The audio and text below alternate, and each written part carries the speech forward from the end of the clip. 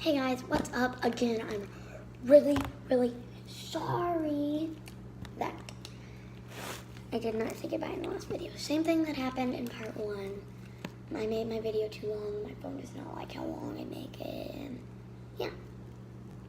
So yeah, this is, if you did not read the title, this is my dog picks my slime ingredients. Part 3. Go ahead and watch part 1, then part 2, then part 3.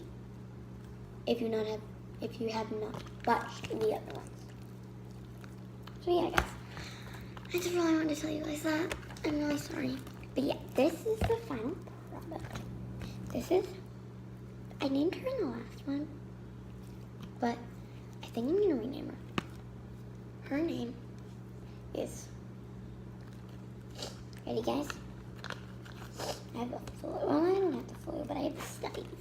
Okay, 3, 2, 1. Pink Betty. Pink Betty. Pink Betty.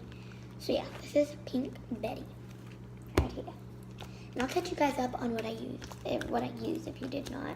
If you're lazy like me and did not want to go to the other videos and you did not watch them. So I used Stay-Flow. My dog did not pick my Stay-Flow. I did not pick my glue and my activator because I did not have more than one activator and more than one color of glue. So yeah. Then I used white Elmer's glue. Then I used, my dog either picked this lotion or he had to choose between that lotion or this lotion, and he picked this lotion. And my dog had to pick between Mad Matter or Play-Doh.